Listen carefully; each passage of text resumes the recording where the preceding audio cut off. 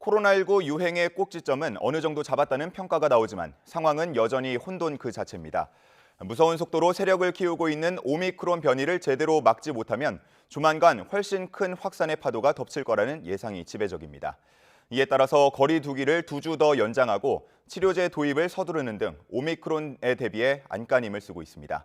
이 내용 류재복 해설위원과 함께 알아보겠습니다. 어서 오십시오. 네. 자, 오늘 발생만 놓고 보면 확진 환자 최정점에 비하면 한 반 정도로 줄었습니다. 네. 자, 그래도 사회적 거리 두기를 연장한 거는 아무래도 오미크론 때문이다 이렇게 볼 수 있겠죠? 그렇습니다. 오미크론 변이가 어쨌든 그 전 세계적으로 지금 그 확산세가 상당히 무섭고요. 유럽과 미국을 중심으로 해서 이미 우세종으로 자리를 잡은 상태인데 전파력이 워낙 강해서 확진 환자가 지금 지난해 연말, 그러니까 이제 이틀 전이죠. 그때 기준으로 코로나19가 시작된 지 꼭 2년 만에 2년째 되는 날에 가장 많은 확진 환자가 나왔습니다. 그만큼 오미크론 변수가 무섭기 때문에 현재 아까 말씀하신 것처럼 이제 확산세는 어느 정도 줄어드는 양상을 보이게 되겠죠. 왜냐하면 한 보름 전쯤에 강화된 사회적 거리 두기가 도입이 되면서 그 효과를 보고 있는 거죠. 그런데 아직까지 오미크론 변수는 적용이 안 됐다고 보는 게 맞습니다. 왜냐하면 우리나라에서 지금 오미크론 확진 환자가 1,000명을 약간 넘는 그런 상태인데 실제로 미국은 첫 번째 오미크론 확진자가 우리나라보다도 이틀 늦게 나왔는데도 불구하고 이미 이제 우세종이 된 그런 상황이거든요. 그렇기 때문에 오미크론 변이가 언제 조만간 우리도 우세종이 될 것으로 거의 확실시되는 상황에서 사회적 거리두기를 섣불리 풀었다가 나중에 큰 그 유행을 다시 맞을 가능성이 있거든요. 그렇기 때문에 막는 것이고 그다음에 이제 한 가지 희소식은 이제 먹는 치료제가 들어옵니다. 그게 들어오는 시점이 아마 이달 중순에서 말쯤으로 되는데요. 이 먹는 치료가 들어오면은 위중증으로 가는 환자를 많이 막을 수 있습니다. 치료제의 특징이 그렇기 때문에 그래서 먹는 치료제가 들어오는 시점까지는 어쨌든 확진 환자를 좀 막아야 되는 그런 필요가 있는 것이기 때문에 그래서 거리두기를 좀 2주 동안 연장했다 이렇게 볼 수가 있는 것이죠. 예, 말씀하신 대로 오미크론 변수가 있기 때문에 거리두기를 더 연장을 하게 됐는데 약간의 조정도 있었다고 들었습니다. 어떤 부분이 좀 조정이 됐나요? 그러니까 오늘 16일까지거든요. 내일부터 오늘 16일까지입니다. 16일까지인데 그러니까 사적 모임 인원 4명, 식당, 카페 영업시간 9시까지 하는 거. 이건 뭐 그대로인데요. 이번에 이제 백화점하고 대형 마트 정확히 말하면 3,000제곱미터 이상의 규모가 큰 그 판매업소가 접종 패스, 방역 패스 적용 대상이 됐습니다. 이거는 이제 아무래도 형평성 논란이 컸기 때문에 이번에 적용을 하게 된 것이고, 물론 동네 슈퍼라든가 조그만 가게는 방역 패스가 적용이 되지 않습니다. 큰 규모가 큰 것만 그런 것이고요. 또 하나는 이제 영화관이나 공연장들도 이제 지금까지는 밤 10시까지 영업을 할 수 있었는데 문제는 뭐냐면 영화 같은 게 한 편에 한 2시간에서 3시간쯤 걸리잖아요. 그러니까 영화관을 밤 10시에 영업을 종료하도록 하면 7시 이후에는 관람객을 받을 수가 없거든요. 연극도 마찬가지고 공연도 마찬가지입니다. 그래서 영화관이라든가 공연장은 9시까지는 새로 시작할 수 있도록 했습니다. 그러니까 입장 기준인 거죠? 그렇죠. 이제 좀 늦게 12시 전에만 끝나면 자정 전에만 끝나면 9시까지는 공연을 시작할 수 있도록 이렇게 이제 한 것이 차이점이 되겠고요. 그래서 이제 방역 패스 적용하는 그 시설은 17종으로 바뀌었고 그다음에 이제 뭐 청소년 방역 패스 뒤에 말씀드리겠지만 3월 1일로 연기됐다는 것. 이것도 조정 중에 하나죠. 네. 방역 패스 관련된 이야기도 한번 좀 나눠봐야 될 것 같습니다. 내일부터는 이제 유효 기간이 도입이 되지 않습니까? 근데 앞서서 이제 저희가 또 전해드렸습니다만 유효 기간 끝나는 분들의 한 90% 정도가 3차 접종을 이미 마친 상태다라고 알고 있는데 그러면은 좀 혼란은 좀 덜하겠습니다. 그게 이제 방역 패스를 도입할 수 있는 근거가 되죠. 왜냐하면 방역 패스라는 게 접종 증명서라든가 음성 확인서가 없으면 내가 물건을 살 수 없거든요. 내가 식사를 할 수 없고. 어찌 보면 이게 사실은 그 자유가 기조인 나라에서 있을 수가 없는 일이거든요. 백신을 맞지 않았다고, 백신 맞는 것 자체는 자유인데 맞지 않았다고 해서 자유나 권리가 제한당하지 않습니까? 그렇기 때문에 조심스러울 수밖에 없는 거고 방역 패스 도입했을 때 지금 많은 그 뭐 소상공인이라든가 이런 분들이 다 반발을 하는 이유가 그겁니다. 왜 우리들의 자유를 막느냐 이거거든요. 그렇지만 어쩔 수 없이 도입을 해야 되는 것이죠. 방역 패스 도입이 왜 중요하냐면 지금 그 지난달 17일에 시작된 그 새로운 사회적 거리두기, 그러니까 이제 제가 3중 빗장을 건 대책이라고 그때 설명을 한번 드린 기억이 예. 있고 효과를 반드시 볼 거라고 말씀드린 이유는 첫 번째는 사적 모임을 인원을 제한했죠. 두 번째는 이제 영업 시간을 제한했죠. 이것은 지난 3차까지의 유행을 잠재우는데 상당히 역할을 했죠.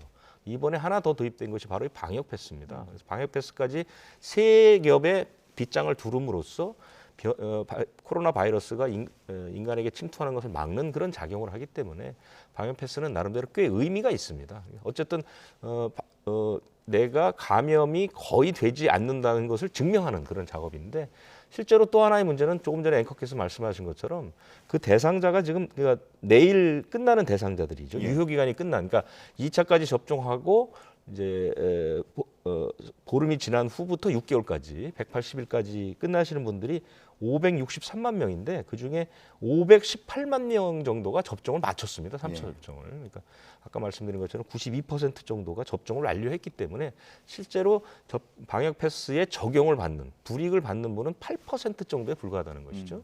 그렇기 때문에 이것은 거의 대부분의 사람들이 접종을 한 상태이기 때문에 방역 패스 도입에 큰 무리가 없을 것이다 이런 판단의 근거가 되는 것이죠. 예. 제 주변에 그런 분들 계시더라고요. 그 유효 기간이 만료될 것이다라는 안내를 받았는데 네. 3차 접종을 그래서 부랴부랴 접종 예약을 했고 그러면 14일을 또 기다려야 되는 것이냐? 그 공백 기간이 좀 생기는 것이냐? 이런 질문을 하시는 분들 계시는데 3차 접종은 즉시 효력이 발생되는 건가요? 그렇습니다. 기준이 접종 완료는 2차 접종까지를 접종 완료라고 보고 2차 접종 후 14일이 지나면 접종 완료자라는 신분을 받거든요. 예. 3차는 그 외에 추가로 맞는 것이기 때문에 접종 당일부터 효과가 나오고요. 또 하나 뭐 질문하신 김에 말씀드리면 코로나19에 걸렸던 분이 예. 2번 접종을 했다. 그럴 경우에 이분은 14일만 지나면 방역 패스의 기간이 없어집니다. 방역 패스의 유효 기간이 6개월인데요. 그 6개월이 없습니다. 왜냐하면 한 번 걸렸다가 회복됐기 때문에 2번 접종한 것을 3번 접종한 것으로 판단을 합니다. 그래서 예. 방역 패스의 유효 기간이 없다는 것, 그것도 참고하시면 좋을 것 같습니다. 알겠습니다. 다음은 청소년 방역 패스 이야기 좀 나눠보겠습니다. 학생들은 방금 저희가 얘기했던 그 유효 기간이 적용이 되지 않는 건가요? 학생들은 유효 기간이 적용되지 않습니다. 왜냐하면 학생들은 아직까지 3차 접종, 그러니까 추가 접종이 권고 대상이 아닙니다. 예. 학생들은 2번, 그러니까 18살 미만, 17살 그 아래, 현재는 이제 12살부터 맞을 수 있는데요. 그 청소년들은 3차 접종의 권고 대상이 아니기 때문에 2번만 맞아도 접종 완료가 되고 방역 패스가 그대로 유효합니다. 유효 기간이 없다는 것이고요.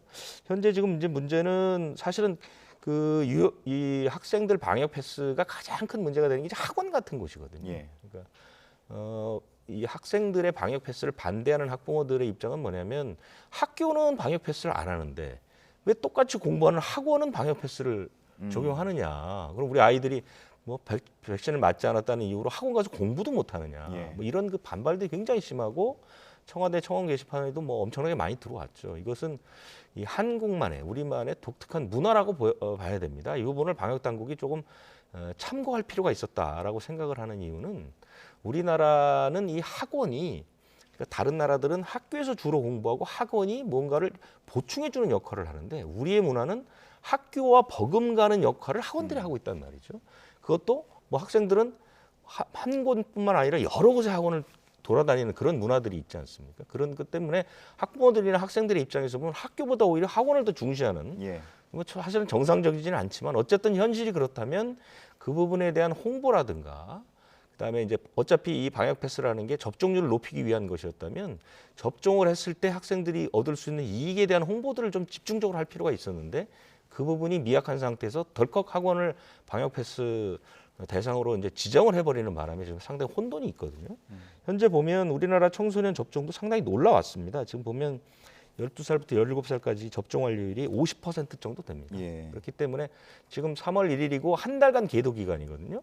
그러니까 이제 계도 기간이라는 건 뭐냐면 처벌을 안 하는 기간이니까 어찌 보면 4월 1일부터 처벌을 받을 수 있으니까 시간적 여유는 맞습니다. 1, 2차가 화이자인데 간격이 3주니까요. 2월에만 맞아도 충분하거든요. 그렇기 때문에 접종률을 좀 더 끌어올릴 필요가 있다. 학생들도 조금 더 학부모들도 조금 더 어차피 접종이 중요하다는 것을 인식하셨으면 좋겠다 이런 생각입니다. 예. 이제 새해가 되다 보니까 새로 예방 접종 대상이 되는 사람들은 또 누구인가 여기에 대한 관심도 많은 것 같은데 지금 몇 년생들까지가 대상인 거죠? 그러니까 지금 올해가 이제 됐으니까요. 2010년생들이 이제 새로 18살이 되니까 2010년생. 백신 접종 대상이 되는 것이죠. 음. 그래서 이제 방역 패스가 이제 되는 것이고요. 그래서 그 학생들이 맞게 되는 것이고, 예. 그다음에 지금 이제 이번에 1월에 아마 맞게 되는 분들이 한 1,100만 명 정도가 새로 1월에 맞을 대상이 되는 게 뭐냐면 19살, 19살에서 58살이 예. 되는 성인들이 지금 그 3개월쯤 전에 집중적으로 많이 맞았죠. 그때 맞았던 분들이 이제 그 유효 기간이 지나거든요. 3개월이 지났기 때문에 1월부터 이제 맞기 시작하기 때문에 현재 오늘 기준으로 해서 우리나라의 추가 접종, 이른바 3차 접종 인구가 전체 인구의 36%고 성인은 한 42%쯤 되는데 예. 1월 한 달 동안 한 1,100만 명에 한 1,500명 가까이 맞게 되면 우리나라가 1월 말 정도면 거의 80% 가까이 추가 접종을 마치게 된다. 이것은 방역 측면에서 보면 굉장히 유리한 고지를 점령한다 이렇게 볼 수 있습니다. 예. 자, 이런 상황에서 이제 오미크론 변이가 아무래도 가장 큰 변수가 되다 보니까 정부는 백신하고 치료제 도입을 계속 늘리고 있는 것 같은데 역시나 뭐 오미크론 맞겠다 이런 의도겠죠? 그렇습니다. 백신하고 치료제가 올해 이제 많이 들어오는데 관심이 많으신 그 치료제 부분은 이미 이제 지난해 연말에 화이자의 치료제가 이제 긴급 사용 승인이 났죠. 예. 박스로비드가 났기 때문에, 그리고 이제 박스로비드 위주로 우선 이제 도입을 합니다. 그래서 사실 정부가 좀 1월 목표로 하는 건 100만 명분 정도인데요. 화이자가 36만 명분, 그다음에 이제 머크사께 24만 명분 정도 됩니다. 이건 거의 확정이 된 것이고요. 거기에 40만 명분 정도를 더 추가로 하겠다는 그런 계획이고요. 그래서 먹는 치료제가 들어오게 되면 아무래도 이제 상당히 도움이 될 것 같고, 예. 백신도 지난해에 우리가 백신이 수천만 회분이 남았지만 어쨌든 지금 3차 접종 플러스 앞으로 이제 4차 접종 얘기가 슬슬 나오기도 하기 때문에 올해 이미 잡힌 것은 9천만 회분 정도는 이제 도입하는 것으로 이미 계획이 잡혔고 예산이 잡혔습니다. 그렇기 때문에 백신과 치료제는 어쨌든 올해 한 해는 코로나19 상황이 어떻게 되든 필요한 물건들입니다. 그래서 확보하는 노력들이 좀 계속되고 있습니다. 오미크론에 대한 우려가 뭐 전 세계적으로 지금 번지고 있는 상황인데 세계보건기구는 델타와 오미크론의 동시 유행 상황에 접어들었다라는 평가를 내놨어요. 그러니까 델타 지금 이제 오미크론이 워낙 빠르게 확산을 하고 있지만 예. 델타 변이 자체도 상당히 무서운 그 변이 아니었습니까? 사실 지난 몇 달 동안 델타 변이 때문에 전 세계에서 홍역을 앓았는데, 근데 지금 그 세계보건기구가 가장 걱정하는 것은 델타와 오미크론이 동시에 유행하는 상황에 빠져들었다. 예. 지금 이게 가장 큰 문제고, 이것을 막기 위해서는 백신을 전 세계적으로 골고루 맞게 해야 된다. 올 상반기 안에 전 세계 인구의 70%는 백신을 접종해야만 어느 정도 확산세를 막을 것 같은데 현재는 그러기는 굉장히 어렵죠. 왜냐하면 우리처럼 3차 접종이 50%가 되는 나라가 있고 훨씬 더 많이 3차 접종을 하는 나라도 있는 반면에 아프리카는 전체 접종률이 10%가 안 되고요. 5% 미만인 나라도 꽤 많습니다. 이렇게 백신 접종의 편차가 빈익빈 부익부가 커지게 되면 코로나19 상황이라는 건 전 세계적인 전염병인데 지역마다 이렇게 편차가 있게 되면 이것이 코로나19를 잡는데 굉장히 어렵고요. 오미크론 발생의 기원을 보면 백신 접종률이 낮거나 코로나19 상황이 나쁜 나라에서 백신 변이할 수 있는 가능성이 훨씬 커지거든요. 그렇기 때문에 백신을 골고루 맞추는 것, 전 세계적으로 백신을 맞추는 것이 특정 국가가 많이 맞는 것보다 더 중요한 사안이다. 이런 네. 부분들은 좀 나라들마다 인식을 좀 할 필요가 있을 것 같습니다. 이제 우리나라 같은 경우를 보면 아직까지는 오미크론 변이가 우세종은 아닌데 이게 만약에 우세종이 되면 확진자가 훨씬 더 기하급수적으로 늘 수 있다라는 그런 얘기가 나오더라고요. 그 예측을 해봤어요. 그래서 오미크론 변이의 전파력이 현재까지는 델타 변이의 2배에서 3배 정도인데 네. 이번에 이제 조사한 거는 4배라고 가정해서 분석을 한 겁니다. 그래서 현행 거리두기를 유지하고 오미크론 변이의 전파력을 대입을 시켰더니 이달 말에 확진이 12,000에서 14,000명 정도 하루에. 이달 말이요. 예, 이달 말이면 그 정도가 나올 것 같다 이렇게 얘기를 하고 있습니다. 예측이 되는 것이고요. 그 다음에 오미크론 변이 전파력을 대입을 해서 영업 시간을 1시간 늦췄을 때 사적 모임은 4명이고 영업 시간을 10시까지 했을 때는 18,000명 정도가 될 것이다 예. 하루에. 그 다음에 영업 시간은 그대로 두고 9시로 두고 사적 모임을 8명으로 늘렸더니 1월 중순쯤에 10,000명까지 갔다가 떨어질 것이다. 이렇게 이제 분석이 나왔거든요. 그렇기 때문에 현행 거리 두기를 유지하는 게 중요하고 특히 영업 시간이 대단히 중요하다. 예. 영업 시간을 1시간만 줄여도 확진 환자 수는 좀 줄일 수 있다는 그런 얘기가 나오고 만약에 오미크론 변이 확산을 고려하지 않았을 때는 현재 거리 두기를 두면 한 2,000명에서 3,000명대. 그다음에 거리 두기를 완화하면 7,000명에서 8,000명대 얘기가 나오는데 사실 이거는 지금은 크게 이제 설득력이 없죠. 이미 오미크론이 이제 우세종이 될 확률이 예. 높기 때문에요. 그래서 현 상태에서 거리 두기마저 완화해 버리면 이달 말에 하루에 2만 명 가까운 환자가 나올 것이다. 이런 예측이 나왔다는 얘기죠. 예. 뭐 거기까지 가진 않았으면 좋겠는데, 예. 뭐 그렇기 때문에 더 먹는 치료제의 필요성이 거론이 되고 있는 것 같습니다.